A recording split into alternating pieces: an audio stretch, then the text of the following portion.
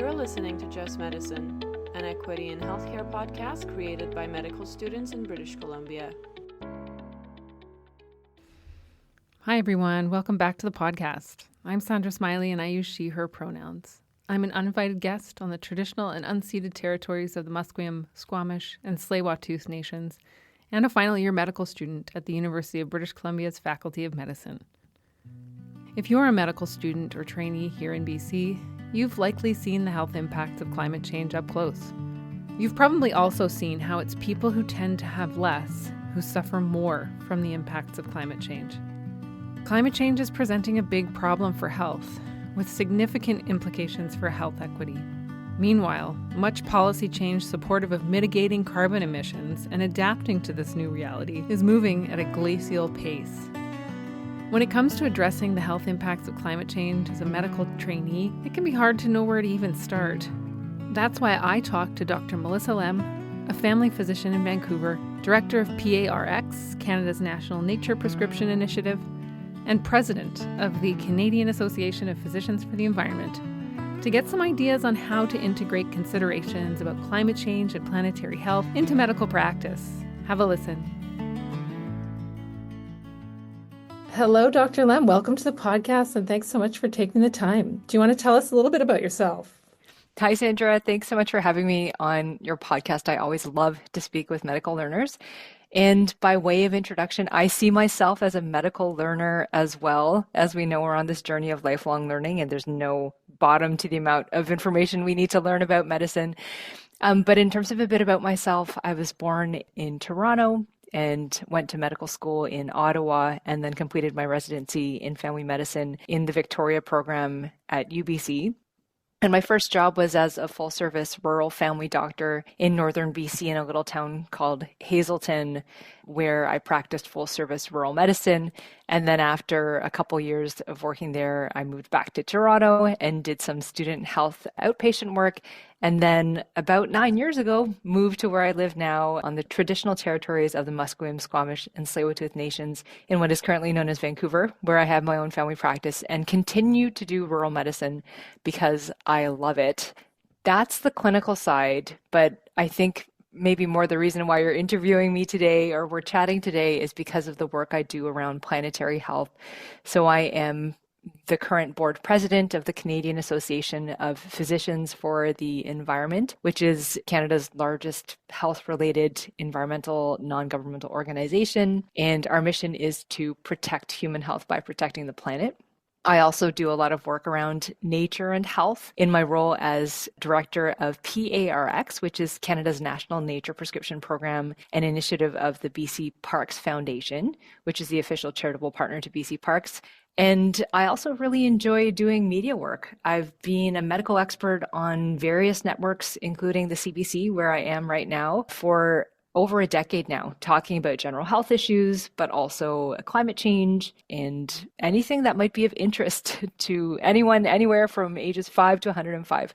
So my work is really diverse, and I'm really happy and feel grateful to be able to do everything that I do and enjoy all the work that I do. Yeah, no kidding. That is quite an extensive and varied CV that you've got there. And I am sorry if I'm getting this wrong, but I think I read that you have a background in acting. Is that right? This is so funny. This is not something I typically mention. I guess you could say once an actor, always an actor, but it was just something that I picked up as a hobby when I was living and working in Toronto. When I lived and worked in northern BC, I in fact got very involved in the music scene up there and performed at some local festivals. And when I moved back to the city and I continued to do rural medicine locums, it was hard to find a way to exercise the arts part of my brain because I would always be away and I wouldn't be available for practices with regular musical groups. And so I thought, hey, why don't I try acting? It's something I was interested in when I was a kid. Took lessons, got an agent, and started going for auditions. Some of those auditions were successful. So I ended up in a variety of different places as an actor on at least one major network television show, a few Hollywood films, and commercials. You name it, you could probably find my face on the side of a bus somewhere or even in a grocery store. Wow. There's still an ad campaign actually running with my face on it in a major grocery store chain in Ontario. But this was not the point. This was just kind of something to do for fun, but it really did introduce me to a different segment of life, kinds of people, ways of working, ways of living that I did not intersect with when I was a brown-nosing medical student and undergrad, trying to work hard on, a very results-oriented career. But it was a lot of fun, and maybe one day I'll pick it up again. Right. Well, thanks for sharing. And I think it's a really great example that you're setting. Medicine can be so all-encompassing and really subsume our identities. And particularly if you're someone who pays close attention to what's going on in the world, it can be really overwhelming to be plugged into all that. So I think it's great that you sought that out because it filled your cup and rolled with it. So kudos to you. That's great. So, how did you decide on family medicine as a career when you were a medical student? Well, a lot of reasons. One of the major reasons being, to be completely honest here, my original goal was not to become a physician. When I was in high school and in undergrad, it was something my parents, being traditional Chinese immigrant parents, really wanted me to do. Full disclosure, I'm very, very happy being a family doctor. I think it's a fantastic career, and I'm so grateful that I followed their advice. But at the time, it's not something I necessarily wanted to do. So family medicine, one of the things I really liked about it, to be honest, was that it was a shorter residency. But also something that I really love, and I loved at the time, was that you can tailor it into almost whatever you want. Like if you have an interest in surgery, dermatology, oncology, elder care, psychiatry, you can take an extra year of training or take extra courses or not even that extra year of training and tailor your practice around what you're really interested in. And that's something I love now too, is the flexibility it gives you with not only your hours, because you can kind of choose to work as much or as little, of course, within kind of financial constraints, having to support a family within your career, but you can also work wherever you want. You can hang your shingle in any community in Canada and you'll have a job and you'll be helping people. It's really gratifying to be able to see patients across the lifespan. There's some patients I've seen grow up from essentially little babies now. I've been in my practice in Vancouver for 9 years now, into kids who are walking and talking and going to school and managing different health issues and helping them promote their health in different ways along the lifespan. So it's really a gift, honestly, to be able to see people I know in my practice and help them maintain their health for many years, not just kind of the episodic care that you might engage in with other specialties. And I think that's going to resonate with a lot of the folks who are listening to this podcast, that capacity to form long-term relationships with people and walk with them throughout the course of their life. So you mentioned in your introduction that you are involved in advocacy for the environment. Do you want to tell us a little bit about how you got involved with that? Sure. I've always been what my family would call a tree hugger. They would make fun of me for wanting to recycle, for doing speeches and projects on the rainforest and the planet. And when I went into medical school, it can be very all-consuming, like you mentioned. It's very busy. You just have to kind of march through the lectures and the courses and the clinical rotations. And I feel like I kind of lost that a bit along the way. But it was really when I first started working as a physician in northern BC in a very objectively highly stressful job as honestly a doctor in your mid-20s suddenly running an emergency department on your own with support from nurses in a small rural environment where there are no specialists. Like it was quite a leap. And I almost, looking back now, I'm thinking, wow, I can't believe I did that. And still, in some ways, continue to do that. But I absolutely loved the work, even though it was stressful work. And then when I moved back to Toronto for family reasons, after that couple years, I was living in downtown Toronto suddenly at the intersection of Yonge and St. Clair. I don't know if some of your listeners know what that looks like. Lots of glass and concrete, not a ton of green space. And suddenly I felt a lot more stressed, even though the work doing student outpatient health at the University of Toronto was far easier. And so this led me down this research rabbit hole around nature and health, in fact, because I had this sudden aha moment when I was looking out my window at this little square sky with the CN Tower in it. It hit me that I think the reason why I feel more edgy when I'm here in the city is that I'm missing nature. And there's a huge amount of evidence. At the time, it was several hundred studies deep. Now it's thousands of studies probably around the health benefits of nature access and nature time. But that led me to wanting to make sure that the public and my colleagues were aware of the research and were trying to advance policy and initiatives to connect people to nature for their health. But it was when I moved to BC, hopefully for the last time. I'm planning to stay in Vancouver long term now. But when I moved to BC 9 years ago and connected with the BC chapter of the Canadian Association of Physicians for the Environment, which was just forming, where I started to learn more about other environmental issues like fossil fuel extraction and the effects of air pollution on human health and climate change on human health, where I thought I need to extend beyond this happy and friendly nature and health space. I need to get more active on advocacy around mitigation and adaptation to climate change. And so it was connecting with my local chapter of CAPE that really got me involved in CAPE, and then with CAPE National, joining the board, and then now for the last couple of years as board president. Okay. And how do you see the health impacts of climate change and the environmental determinants of health showing up in your practice? In a multitude of ways, Sandra. I'm thinking back to 2021, which was an absolute year of climate disasters within BC. And it started, the first major climate disaster was actually the worst mass casualty event related to weather in Canada's history, which was the Pacific Northwest heat dome, which in the space of less than a week killed over 600 people. I was working that week, and I remember seeing more patients with heat illness than I ever had in my entire career, with everything from heat rash to heat stroke to just coming in to be checked out because they fainted when they were on the golf course. Like, they didn't realize that the weather was going to be that hot and dangerous because it just wasn't messaging that we had going out at the time. So there was that climate disaster that occurred. And then later that year, we had extreme flooding that happened in the Lower Mainland. That was the most expensive weather-related disaster in BC's history, where we saw the Lower Mainland cut off from the rest of the country because of extreme flooding. And then, of course, the wildfires that we see year after year. So whether we're talking about smoke pollution in the air that's increasing asthma exacerbations and COPD exacerbations and adverse cardiovascular presentations, or actually the effects on mental health that we see, there's a lot to deal with here on the coast. I really feel like we're on the front lines of climate change because of all the different climate disasters we've seen and we continue to see, from smoke to heat to flooding. And I do want to point out that mental health effects are significant out here, and they don't always show up necessarily as people saying, I'm presenting with climate anxiety or eco-anxiety or eco-grief, and I need some help with that.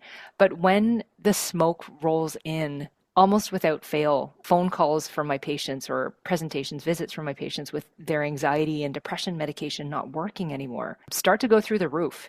And it was really interesting, particularly in the early part of the pandemic in 2020, where I thought, okay, wow, mental health is really going to take a turn for the worse in my patients. But it didn't. It was when the smoke rolled in that year, was when all the calls for mental health started coming in. So we really see the environmental determinants of health intersecting in multiple ways and affecting patients' mental and physical health out here on the West Coast. And do you see these impacts varying along the lines of the other determinants of health, like poverty and someone's level of wealth or their level of education or geographically? You know, this is a podcast about health equity, so we're always applying that lens to the subjects that we talk about. Do you feel like there are certain of your patients who are more affected than others? Absolutely. Thinking back to the heat dome, at the time, I think something like only 20 to 30% of households in BC had ways to cool the indoors of their homes, whether it was through air conditioning or heat pumps. And it was patients who did not have access to indoor cooling who suffered the most during the heat dome. It was one of the major risk factors for mortality. And if you think about these homes, a lot of them are heated, some of them are heated with baseboard electricity, but others are heated with natural gas, which is a huge climate villain within BC. So we know that within Vancouver, for example, about 60% of our carbon pollution within the city comes from the natural gas that we use to heat our homes and buildings. And not only does this gas, when we burn it in our stoves, for example, and to a certain extent, the amount of air pollution that's exhausted when we burn it for heating, and some that leaks indoors from indoor heating equipment, when you're polluting your indoor air from your stove and you also don't have a way to cool your home, this is a double whammy for your health. And so not only is natural gas driving the climate emergency within BC, but the burning of that gas and the fossil fuel combustion products are also directly harming people's health at the same time that they have to deal with the effects of climate change.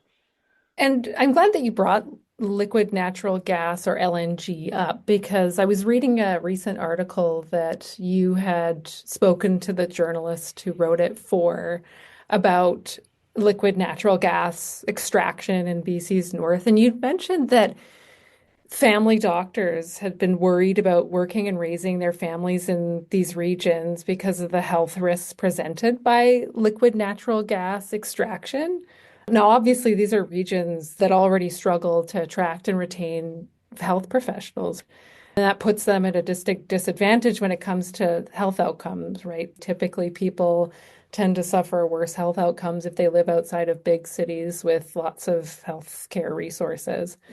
And I thought that was really interesting because I'd never thought about how factors like this might dictate where health professionals might practice.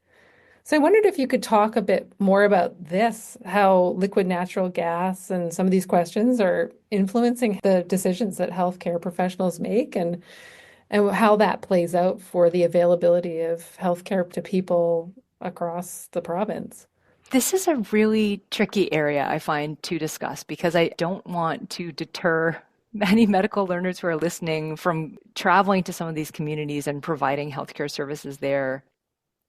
But it definitely does play a role. And the thing about physicians is we typically can vote with our feet. Like if we're living in a community where we start to see these adverse effects in our patients, you see strange cancers or rare respiratory diseases, you start to think maybe I don't want to live in this community because of how it might affect my own health and the health of my family. And this is a very difficult decision for many of these people to make because when you live in a community, you develop ties to the community. You care about your patients, you care about your community, but at some point, just your instinct for self-preservation wins out. And it's not only that, it wasn't only their concerns about the actual health effects of the hydraulic fracturing and natural gas industry that drove them away, but some of the local patterns that come with that. Like, for example, if your local economy is really focused on an extractive industry like the fossil fuel industry, your school system becomes oriented in a way such that it can, this is something that was told to me directly by some doctors there, it can deprioritize kind of more academic subjects and encourage kids to pursue the trades, which I think is fantastic. We need more tradespeople, but if you have any interest in kind of like post-secondary education at a university and you're not interested in pursuing trades, there's not much for you there. So that's another aspect to it is the educational system and how it's all wrapped up with the fossil fuel industry. But I do want to say that we were talking about the other determinants of health, like poverty, for example. Employment, good employment is a determinant of health. And so I guess the question is, well, this industry creates a lot of jobs and we might have to sacrifice people's health, the health of the land and water and air along the way. But I think this is an argument that increasingly is difficult to hold water as we see the climate crisis advancing. At some point, you need to think, okay, this is not where our future lies if we want a healthy future. We need to start diverting those tax breaks and investments into renewable energy that doesn't worsen the climate crisis. Yeah, I think it's a really important point that you bring up that medical practitioners are we are not immune to these phenomena that are happening around us. Hence the importance, I think, of getting involved in the kind of advocacy that you've been getting involved in. Just back to talking about practice and seeing patients. Do you have any practical tips for medical learners and trainees for addressing some of the downstream impacts of climate change and environmental degradation? You're talking about the mental health impacts, the respiratory implications, et cetera. This is a great question. I find most of my advocacy happens outside of my office, other than, for example, when I'm prescribing nature to my patients. It's a way to both improve their health, but also increase their pro-environmental values and behaviors. Research backs it up that when people are more connected to nature, they're more likely to protect it and engage in more pro-environmental behaviors beyond just conservation. But I make sure mainly that they're prepared for the effects of climate change, and then also that maybe some of the choices that they're making aren't exacerbating it. So one example would be inhaler prescriptions.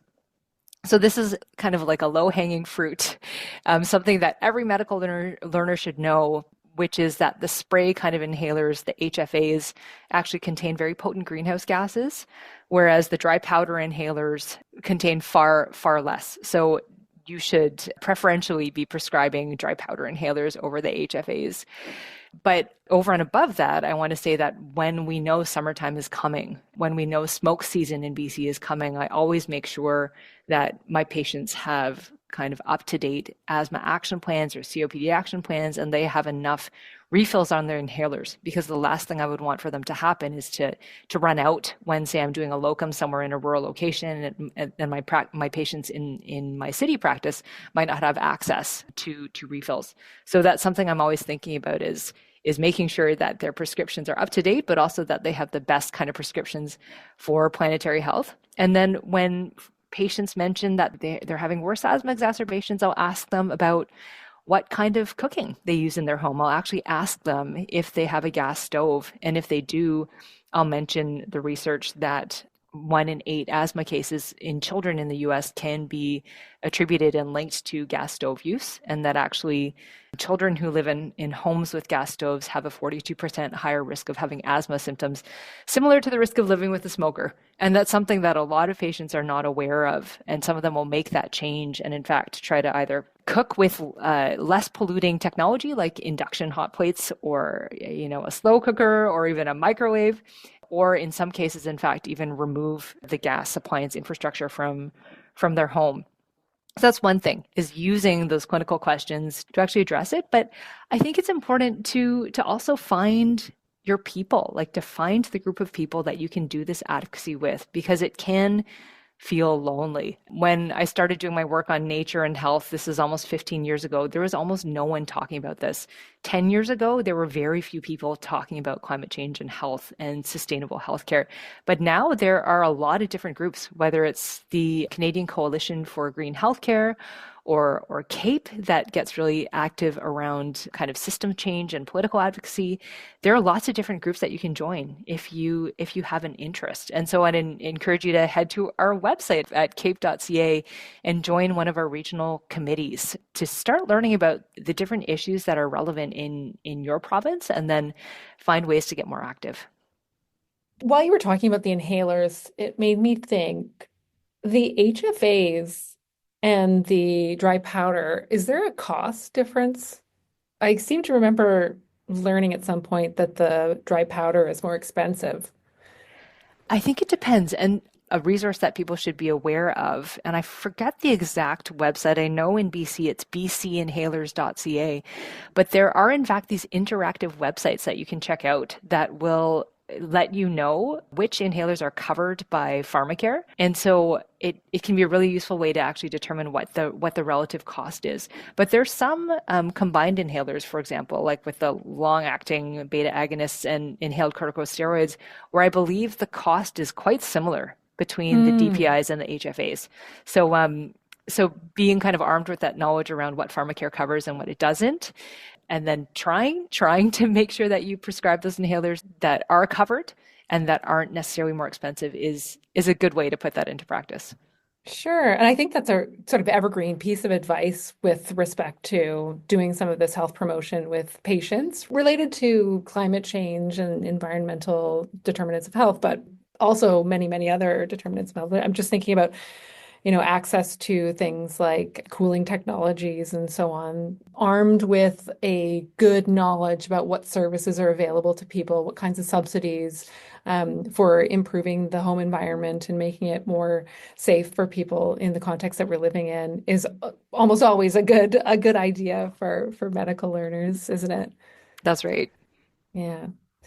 So we kind of touched on this before, but do you have any advice for medical learners and trainees who are passionate like you about these topics and hoping to engage in advocacy? You mentioned CAPE and joining potentially a committee. Any other practical tips for folks who have a fire in their belly and want to get more involved in this kind of work?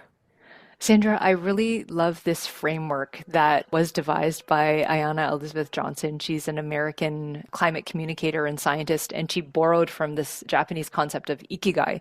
But she Mm, has this climate Venn diagram, and she says that you will know what your bespoke climate action is at the intersection of three things. So one is the work that needs doing. Another is your special skills and networks. And the third is what you're passionate about.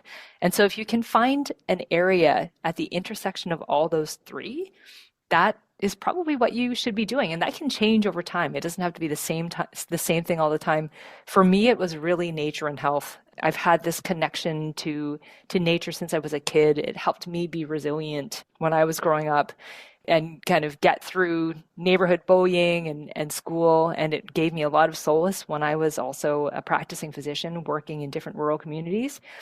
And so if you can find your bespoke climate action, that'll be something that you can work on for the long term, and it won't tire you out because you're passionate about it, because you're interested in the topic. And I would emphasize too that there's so many groups out there now that you can join. You don't have to create your own NGO.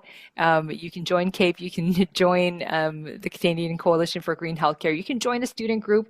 There's so many in different institutions across Canada now that it shouldn't be too hard to find people to collaborate with and to provide you with the support that you need for this work. Because even though it's fun, even though I'm passionate about it, it's a marathon. There are a lot of people who tire themselves out trying to sprint and work relentlessly on this off the top. And we need to remember that we need to take time for ourselves. We need to prioritize, if we can, when we're not on call, our sleep and eating a healthy plant-rich diet and getting regular exercise. And my recommended fourth pillar of health, getting outside into nature at least 2 hours a week, at least 20 minutes each time. Because if we're not healthy, we can't work on making the planet healthy. absolutely. Is there anything else that you'd like to add for our listeners today? Yeah, I would say get involved in advocacy slowly but surely. There is so much information and research out there, but I think not enough people mobilizing it. And Hmm. we know that both research and popular surveys tell us that health professionals are the most trusted messengers Hmm. on just about anything. There's this annual Ipsos ranking of the most trusted professions, and doctors and nurses are consistently at the top, while Mm-hmm. government officials are way at the bottom. And if you think Hmm. about where we hear most of our messaging on climate change, the people in the media tend to be people in the government talking about it. So it really behooves us as people whose patients are affected by climate change, as individuals whose lives and families and work are affected by climate change, but also people who have an outsized profile, a trusted profile to be speaking about these issues. I think it's an obligation for us to get involved. And it doesn't have to be as the president, of a national environmental organization.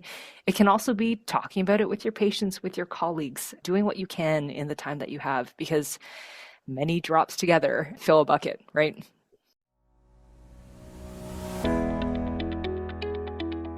That was my conversation with Dr. Melissa Lem, a family physician in Vancouver, Director of PARX, Canada's National Nature Prescription Initiative, and President of the Board of the Canadian Association of Physicians for the Environment, or CAPE. So let's go over some pearls from our discussion. 1. The impacts of climate change on health are perceptible today, particularly here on the West Coast. And it's people already experiencing forms of adversity, like poverty, who tend to suffer the most. In your practice, make sure you're helping prepare patients for these impacts. For example, by being on top of the prescriptions they need for respiratory illness during wildfire season, and counseling patients on the risk of exposure to high heat, as well as how to protect themselves. 2. There are environmental co-benefits to healthy behaviors. For example, spending time in nature, eating healthy plant-rich diets, and using clean cooking and heating technologies in the home all have proven benefits for the body and mind, as well as for the planet. Make sure that you're thinking about these and promoting the environmental co-benefits of healthy behaviors in your practice. Also be sure to help patients break down financial and other barriers that they might encounter to engaging in them. 3. As physicians or trusted messengers, we have a duty to speak up on issues like climate change that matter to the health of our patients and communities. Now, that doesn't mean you have to be the president of a national environmental organization, although it could. It's doing what you can in the time that you have. As Dr. Lem says, it's many drops together that fill a bucket. 4. Step 1 for getting involved in advocacy? Find your people. Seeking systems-level change is much easier if you have other people to collaborate with and to provide you with the support that you need to be successful in this work. There are many advocacy groups out there now who are active in this space. You can start by checking out the Canadian Association of Physicians for the Environment, or CAPE, the Canadian Coalition for Green Healthcare, and Enviromed here at the University of British Columbia. 5. Pace yourself and take time for self-care. Doing this kind of systems-level advocacy is a marathon, not a sprint. Many people burn out trying to take on too much. Prioritize sleep, eating a healthy plant-rich diet, and getting regular exercise. Dr. Lem also recommends getting in at least 2 hours of time in nature a week, at least 20 minutes each time, to keep happy and healthy. Thanks so much to our guest, Dr. Melissa Lem, for talking to us for this episode of the podcast. If you'd like to access resources relevant to our conversation, check out the links in the description or our Instagram or Blue Sky posts on this episode. And thank you for listening. I'm Sandra Smiley.